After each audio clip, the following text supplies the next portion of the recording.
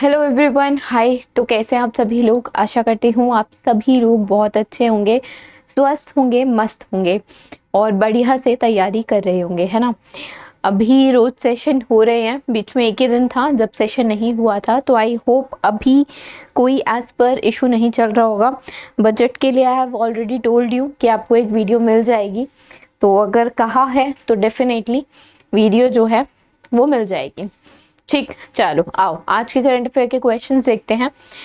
तो देखो अभी पहली बात, आज अगर इंटरनेशनल डे की बात करोगे तो दैट इज 6 फरवरी को international day of zero tolerance to female genital mutilation. Female that is women, right. एक लेडी, एक महिला। Genital is something that is genital mutilation is जब जो रिप्रोडक्टिव ऑर्गन है उसको म्यूटिलेट कर देते हैं, कट कर देते हैं, रिमूव कर देते हैं, ठीक है, विदाउट एनी मेडिकल रीज़न, ठीक है। तो that is female genital mutilation, right. तो इसके खिलाफ ज़ीरो टॉलरेंस की जो नीति है वो अपनाई जा रही है और अपनाई जानी भी चाहिए, ठीक है। तो दैट इज़ 6 फरवरी को we observe this international day. और इस बार की जो थीम है वो है हर वॉइस हर फ्यूचर, ठीक है। That is it depends upon women, it's her body her right, ठीक है। तो that is her voice her future is the theme. चलो आगे चलते हैं, क्वेश्चन पे चलते हैं। अभी 69 फिल्म फेयर अवार्ड्स 2024 के जो है अनाउंस हुए हैं। तो क्वेश्चन कुछ इस प्रकार है और हमें बताना है कि कौन सा करेक्ट है, कौन सा करेक्ट नहीं है, कितने करेक्ट है, हाउ मेनी आर करेक्ट। ठीक, एक एक करके पढ़ते हैं, देखने हैं कौन सा करेक्ट है कौन सा करेक्ट नहीं है, फिर काउंट करेंगे कितने करेक्ट है कितने इनकरेक्ट है। बेस्ट डायरेक्टर अवार्ड गया है विधु विनोद चोपड़ा को बेस्ट फिल्म के लिए इस साल की, ठीक है। दैट इज 12th फेल के लिए, 12th फेल को बेसिकली बेस्ट फिल्म अवार्ड भी गया है। और इनके जो डायरेक्टर हैं विधु विनोद चोपड़ा, उन्होंने बेस्ट डायरेक्टर का जो खिताब है वो हासिल किया है 69th फिल्म फेयर अवार्ड में। तो करेक्ट है, सही है। आगे देखते हैं। Ranbir Kapoor has won best actor award for animal, ये भी ठीक है, बिल्कुल करेक्ट है। रणबीर कपूर ने एनिमल मूवी के लिए, आप सबने देखी होगी, जिसने नहीं देखी वो चाहे तो देख सकता है, मर्जी है, it is up to you guys. नहीं आपको पसंद तो आप मत देखना, ठीक। बट बेस्ट एक्टर अवार्ड जीता है इस मूवी के लिए रणबीर कपूर ने। आगे देखते हैं। रानी मुखर्जी ने जीता है बेस्ट एक्ट्रेस का अवार्ड, अभिनेत्री का अवार्ड क्रिटिक्स में for miss Chatterjee versus Norway, ठीक है। इनकी मूवी थी एक, तो उसके लिए इन्होंने बेस्ट एक्ट्रेस इन क्रिटिक्स जीता है रानी मुखर्जी ने, ये भी करेक्ट है। आगे देखते हैं। Best film award goes to Dunki, नहीं ये चीज़ मैंने अभी आपको बताई थी स्टार्टिंग में कि ये 12th फेल को गया है, तो this is the incorrect one, ये करेक्ट नहीं है। यानी कि सिर्फ 3 स्टेटमेंट, पहली 3 जो स्टेटमेंट हैं वही सही है, चौथी गलत है। तो जो बी आंसर है ना, बी आंसर है सेकंड, बी आंसर की ओनली 3 आर करेक्ट, ठीक है। देखो बेस्ट फिल्म 12th फेल, उनके डायरेक्टर विधु विनोद चोपड़ा। रणबीर कपूर हमने देखा ही था लीडिंग रोल में। Best actor in leading role female में आलिया भट्ट, रॉकी एंड रानी की प्रेम कहानी के लिए, ठीक है। सपोर्टिंग रोल में मेल में विकी कौशल और सपोर्टिंग रोल फीमेल में शबाना आजमी, रॉकी एंड रानी की प्रेम कहानी, ठीक है, के लिए। प्लेबैक सिंगर मेल के लिए अर्जुन वेली, जो आपने एनिमल मूवी का सॉन्ग सुना होगा, बहुत लोग आज तक सुनते हैं, ठीक है। And the song is really empowering, जब आप सुनोगे ना, और जिसने मूवी देखते टाइम सुना होगा, गूज़बम्स आते हैं। The song is very good. And इसकी एक कहानी कुछ इस प्रकार है सॉन्ग की, कि ये सॉन्ग जो गुरु अर्जुन देव जी थे, ऐसा कहा जाता है कि वो इस सॉन्ग को जब वो फाइट करते थे तो तब वो इस सॉन्ग को गाते थे, ठीक है। तो बहुत ही ऐतिहासिक जो हिस्ट्री रही है सॉन्ग की रही है, ठीक है। चलो आगे चलते हैं। इसके बाद रानी मुखर्जी का we have discussed. Amitabh Bhattacharya Tere Vaaste best lyrics music album Animal को मिला है, ठीक है। डेब्यू डायरेक्टर तरुण दुदेजा धक धक के लिए, ठीक है। बाकी debut you can have a look, ठीक है। डायलॉग बेस्ट डायलॉग, ठीक। बेस्ट बैकग्राउंड स्कोर, आगे cinematography, production, costume, sound, editing, action, choreography और the last one is David Dhawan को मिला है लाइफ टाइम अचीवमेंट अवार्ड, ठीक है। तो ये चीज़ ये भी ध्यान रखना। बाकी you can have a look, जो मेन मैंने थे आपको बताई दिए, बेस्ट एक्टर, डायरेक्टर, फिल्म, ठीक है, एक्ट्रेस, ये सारी। और लाइफ टाइम अचीवमेंट इस बार किसको मिला, तो दैट इज डेविड धवन जी को। तो ये सारी चीज़ें वी हैव डिस्कस्ड और इसी से में से अगर पूछेगा तो इसी में से ही पूछता है, you know it very well. आगे देखते हैं। अभी यूपीएससी में एज अ मेंबर ज्वाइन हुए हैं, इनमें से कौन से ऐसे व्यक्ति हैं जो ज्वाइन हुए एज अ मेंबर, तो नाम है इनका संजय वर्मा। संजय वर्मा जी अभी इन्होंने ज्वाइन किया है यूपीएससी में एज अ मेंबर और 2030 तक, 6 साल के लिए बेसिकली, 2030 तक, जनवरी 2030 तक ये जो है अपने पद पे रहेंगे, ठीक है। तो मेंबर्स की बात करें, मनोज सोनी जी जो हैं चेयरमैन हैं यूपीएससी के, इन्होंने ही बेसिकली ओथ दिलाई है, ठीक। और लेफ्टिनेंट जनरल राज शुक्ला जी, ठीक है, यूपीएससी के मेंबर हैं। प्रीति सुदन, सुमन शर्मा, देन विद्युत बिहारी सेवान, दिनेश दासा और अभी हाल ही में थोड़े टाइम पहले हमने न्यूज़ में देखा था शील वर्धन सिंह जी भी अपॉइंट हुए थे as a member of UPSC, ठीक है। ये अपॉइंट हुए थे एज अ मेंबर यूपीएससी, क्या है ये, 6 साल के लिए अपॉइंट किया जाता है, ओथ दिलाई जाती है, ठीक है। आर्टिकल जो आपका पार्ट 14 है, ठीक है, जो आर्टिकल आपका 315 323 आर्टिकल है, 315 से 323 आर्टिकल है, इसमें मेंशन है यूपीएससी के मेंबर्स को कैसे अपॉइंट किया जाएगा, रिमूवल कैसे होगा, ओथ फंक्शनिंग, सब चीज़ों के बारे में इन आर्टिकल्स में मेंशन किया गया है। चेयरमैन और अदर मेंबर्स को यूपीएससी के प्रेसिडेंट के द्वारा अपॉइंट किया जाता है, प्रेसिडेंट ऑफ इंडिया के द्वारा, ठीक है। भारत के प्रधान राष्ट्रपति के द्वारा, नॉट प्रधानमंत्री, इट्स राष्ट्रपति के द्वारा, प्रेसिडेंट है ना, ठीक है। तो ये चीज़ भी स्टार्टिंग में पूछ ले तो आपको पता होनी चाहिए। बाकी जो पब्लिक सर्विस कमीशन के मेंबर हैं 6 साल के लिए, जैसे मैंने भी बोला 2030 तक ही विल बी अपॉइंटेड, तो 6 साल के लिए अपॉइंट किए जाते हैं और until the age of 65 years. आगे चलते हैं। जीएसटी वैसे तो हर महीने कलेक्शन आता है इसका, बट आई थॉट कि कवर कर लूँ क्योंकि एग्जाम्स में कई बार होता है ना, एकदम से पूछ लेता है, ठीक। तो जनवरी का जो जीएसटी कलेक्शन रहा है वो 1,72,129 करोड़ का रहा है। अगर सबसे हाईएस्ट की बात करोगे, अभी तक हाईएस्ट एवर जो रहा है वो अप्रैल 2023 का रहा है, 1.87 लाख, ठीक है। सेकेंड हाईएस्ट कलेक्शन जो रहा है 2017 के बाद, वो बेसिकली इतना ही रहा है, ठीक। चलो, GST we know, goods and services tax जो 17 में आया था, 5, 12, 18, 28% जीएसटी लगता है, ठीक है, 4 स्लैब्स में। आगे चलते हैं। Farmer deputy governor reserve bank of India के हारून राशिद खान, ये अपॉइंट हुए हैं नॉन एग्जीक्यूटिव चेयरमैन ऑफ कौन से स्मॉल फाइनेंस बैंक के। चलो इसको ऐसे करते हैं, इसका जो जिस बैंक के ये नॉन एग्जीक्यूटिव चेयरमैन बने हैं ना, उस बैंक का हेडक्वार्टर जो है जयपुर में है, ठीक है, जयपुर राजस्थान में है। और संजय अग्रवाल उनके एमडी एंड सीईओ हैं, ठीक।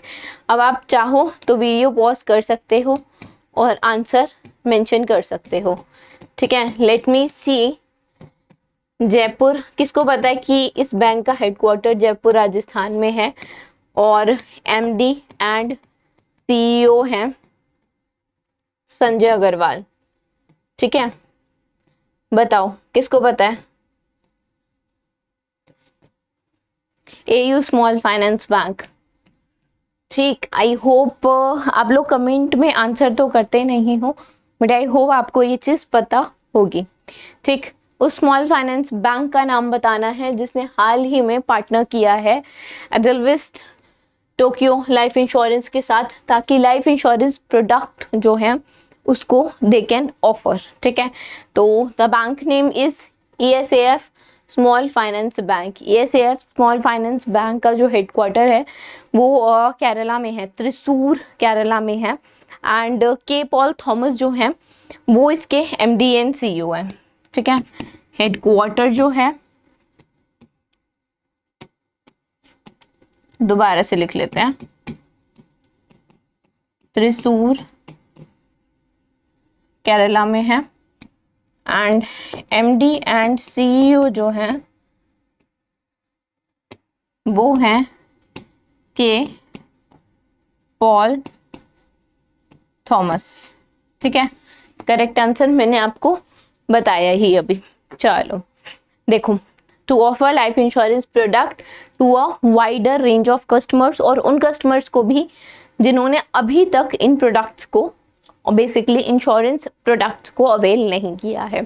ठीक है, particularly those who are undeserved community. Partnership जो है वो लाइफ इंश्योरेंस प्रोडक्ट को ज़्यादा एक्सेसिबल बनाएगी। ठीक है, उन लोगों के लिए भी जो अनडिजर्व कम्युनिटी के हैं, और उन लोगों के लिए भी जिन्होंने अभी तक इसको अवेल नहीं किया है और इसके बारे में सोचा ही नहीं है। ठीक है, आजकल अगर आपने देखा हो तो लाइफ इंश्योरेंस प्रोडक्ट का इतने सारे लाइफ इंश्योरेंस आ गए हैं, प्लस गवर्नमेंट जो है कोशिश ये कर रही है कि हर घर में इंश्योरेंस हो।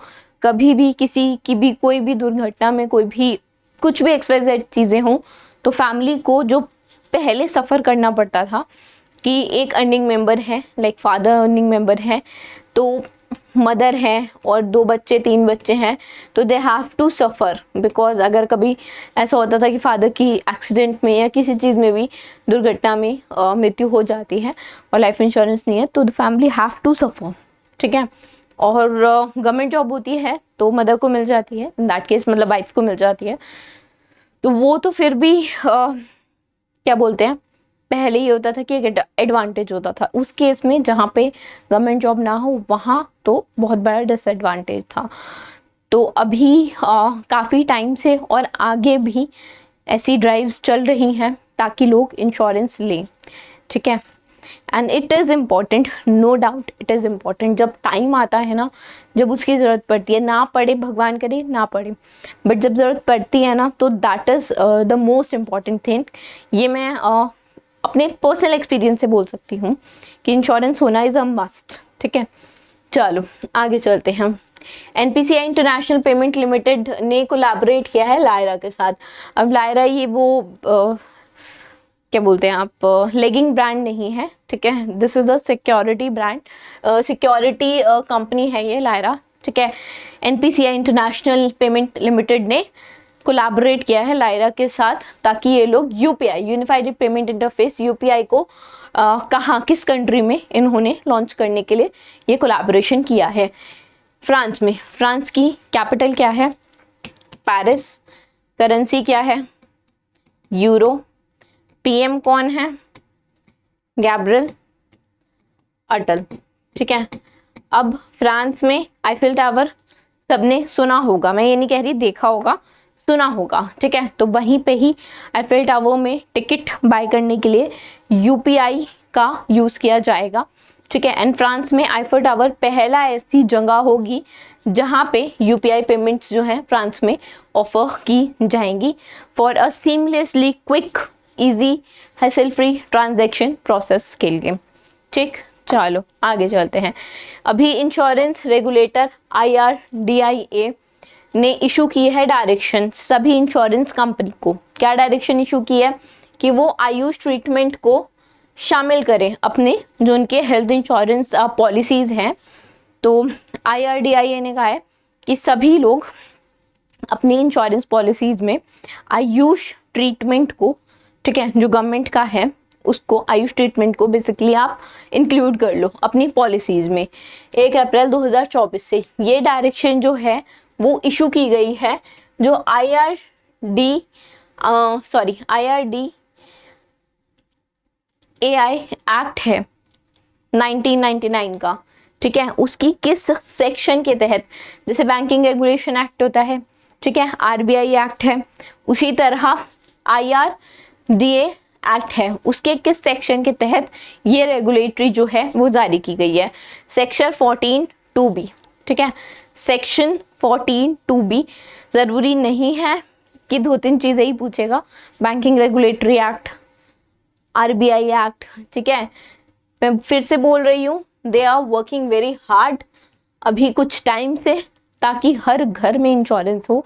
तो मल्टीपल इनिशिएटिव्स हैं, मल्टीपल चीज़ें हैं, उस पे ये लोग काम कर रहे हैं ताकि हर घर में इंश्योरेंस हो। देवाशीष पांडा जो हैं चेयरपर्सन है इसके, हैदराबाद में हेडक्वार्टर है, हैदराबाद तेलंगाना में, ठीक है, हैदराबाद तेलंगाना में हेडक्वार्टर है। और देवाशीष पांडा जो है वो चेयरपर्सन है किसके? IRDAI के, ठीक है, IRDAI के। देखो सेम चीज मेंशन है, according to section 14(2)(b। For this purpose ministry of Ayush ने कॉन्स्टिट्यूट किया है core group of expertise for the insurance sector 2023 में।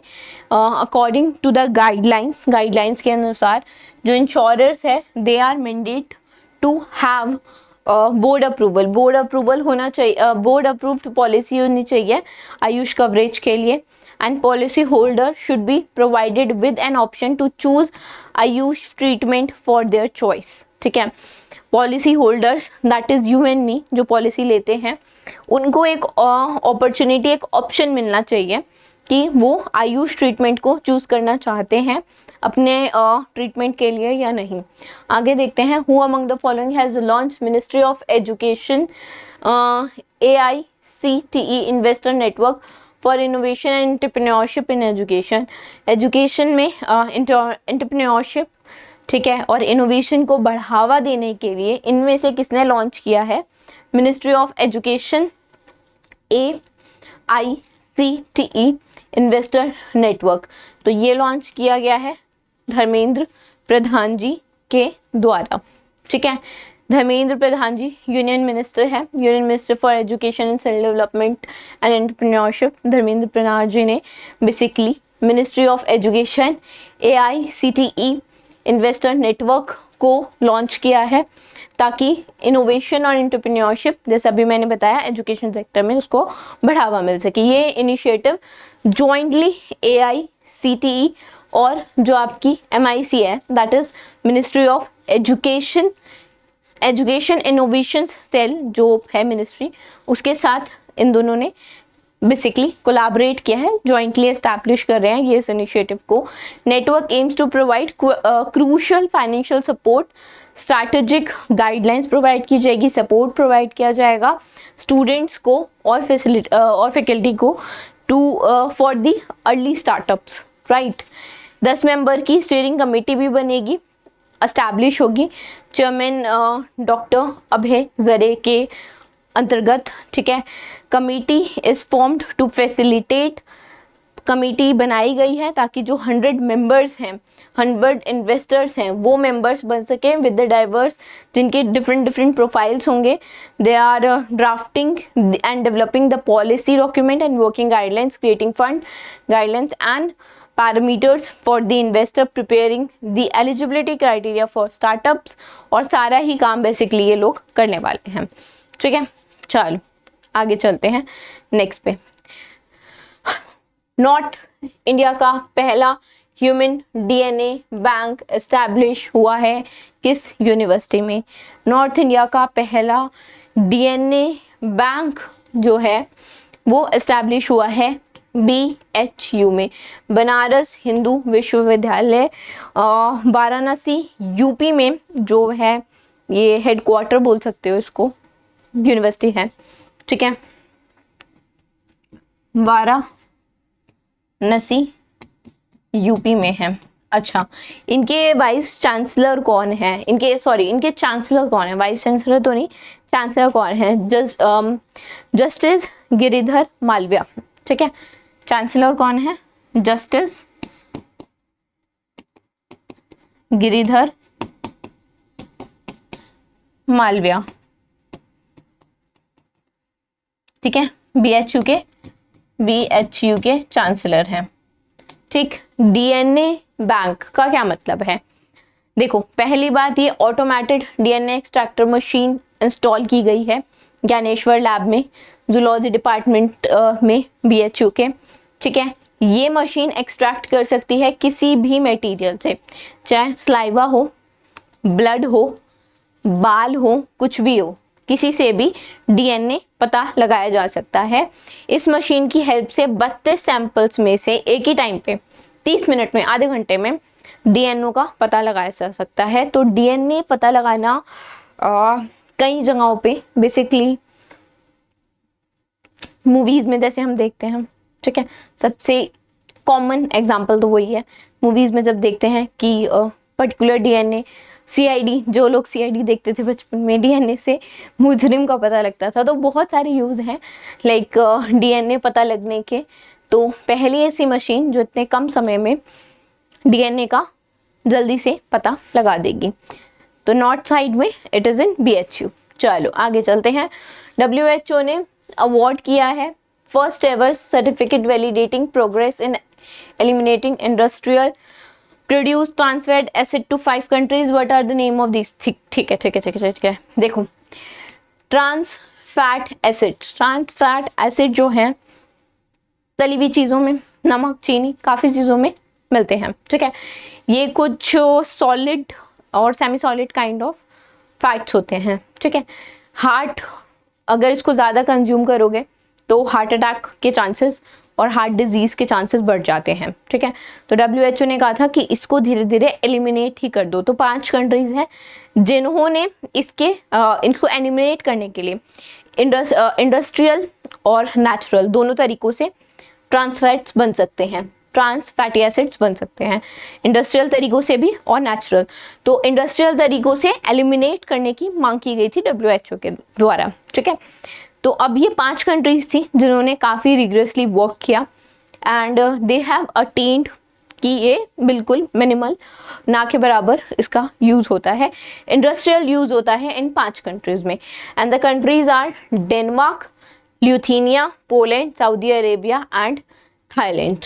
ठीक है, तो ये वो 5 कंट्रीज़ हैं and they has been awarded इनकी बेस्ट प्रैक्टिसेस के लिए। जो डब्ल्यूएचओ है, इंडस्ट्रियल प्रोडक्शन में इन्होंने बिल्कुल ट्रांसफैट को एलिमिनेट कर दिया है, तो उसके लिए डब्ल्यूएचओ ने इनको अवार्ड दिया है। एक तरह से they have been awarded, right, award recognize किया है, not an award, just recognize किया है। ठीक है, तो ये पहली बार ऐसा हुआ है। 2018 में डब्ल्यूएचओ ने टारगेट रखा था कि फुली एलिमिनेट कर देंगे फूड सप्लाई चेन में से। ठीक है, और 2023 तक करने की मांग की गई थी और 2023 में ही न्यू बेस्ट प्रैक्टिसेस पॉलिसी के तहत 7 कंट्रीज़ ने Egypt, Mexico, Moldova, Nigeria, North Macedonia, Philippines और यूक्रेन ने बेसिकली काफ़ी बेहतर परफॉर्म किया था and they tried to eliminate, right, trans fat. ये चीज़ मैंने आपको बताई थी, फैट जो फ्राइड फूड्स होते हैं, केक होते हैं, रेडी मीट होते हैं, ठीक है, जिसमें हाई शुगर, फैट, सॉल्ट्स होता है। ठीक है, जिसमें ज़्यादा तला भुना हो गया, नमक की मात्रा ज़्यादा हो गई, ऐसी चीज़ें। ठीक है, चलो, so this was it from today's session. I hope आप लोगों को पसंद आया हो, एंड पसंद आया हो तो डू लाइक इट। और अगर कोई भी बात है जो आपको बतानी है, कोई भी सजेशंस है, तो you can comment that, right. So thank you for now, we will be meeting you tomorrow.